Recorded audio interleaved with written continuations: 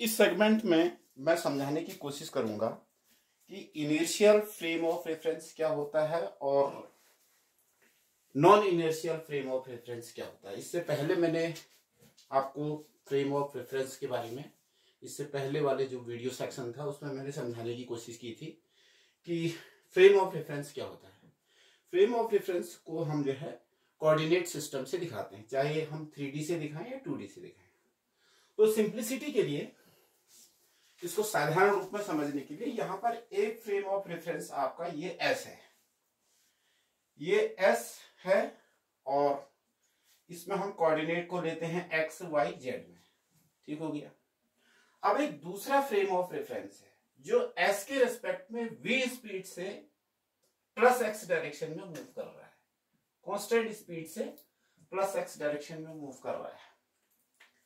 अब यहां पर एक पॉइंट है P।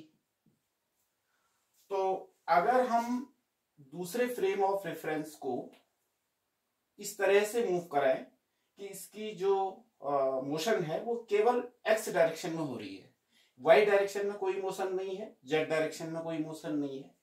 तो अगर हम देखें तो y is equal to y dash, कोई परिवर्तन नहीं, चाहे आप इस फ्रेम ऑफ रेफरेंस में y को मेजर करो चाहे इस फ्रेम ऑफ रेफरेंस में y को मेजर करो। सपोज कीजिए यहाँ पर कोई पॉइंट है तो इससे कोई फर्क नहीं पड़ता है कि चाहे आप इस फ्रेम से करें चाहे इस फ्रेम से करें।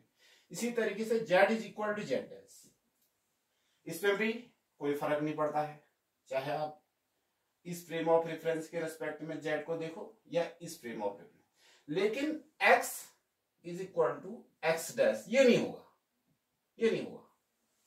ये इसलिए नहीं होगा क्योंकि अब हम यहां से अगर ऑब्जर्व करें o डैश से, ये o हो गया, ऑब्जर्वेशन ऑब्जर्वर s फ्रेम का o पर है, ऑब्जर्वर s डैश फ्रेम का o डैश पर है। तो अगर o डैश से ऑब्जर्व किया जाएगा p की लोकेशन को तो ये x डैश होगी, लेकिन ये v स्पीड से आगे को जा रहा है। ये फ्रेम ऑफ रेफरेंस s के रेस्पेक्ट में v स्पीड से आगे को जा रहा है, इसको ऐसे समझिए। तो o डैश के रेस्पेक्ट में लोकेशन x डैश होगी और o के रेस्पेक्ट में x होगी। तो अब क्या रिलेशन आएगा, अगर हम इसको गैलेलियन ट्रांसफॉर्मेशन में देखेंगे तो ये हो जाएगा आपका x is equal to x dash plus v t, यानी कि आफ्टर टाइम t टाइम के बाद इसमें ये जो फ्रेम ऑफ रेफरेंस है इसने vt डिस्टेंस कवर कर ली है।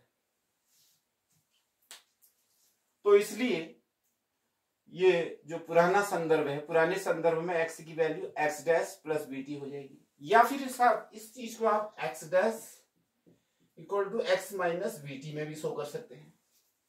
ये दोनों ही ट्रांसफॉर्मेशन आपकी गैलेलियन ट्रांसफॉर्मेशन कहलाते हैं। ये जो मैंने ऊपर दिखा रखे हैं y equal to y dash, z equal to z dash, x dash is equal to x minus vt या x equal to x plus vt, और इसी तरह से आपका t dash is equal to t, यानी कि टाइम भी absolute रहेगा इसमें। तो गैलेलियन ट्रांसफॉर्मेशन ये है, लेकिन स्पेशल थ्योरी ऑफ रिलेटिविटी में गैलेलियन ट्रांसफॉर्मेशन इनवैलिड हो जाता है। ये transformation special theory of relativity में, यानी कि for the higher speed v, अगर ये v बहुत हायर स्पीड पर है तो फिर ये सारी चीज आपकी लागू नहीं होती है।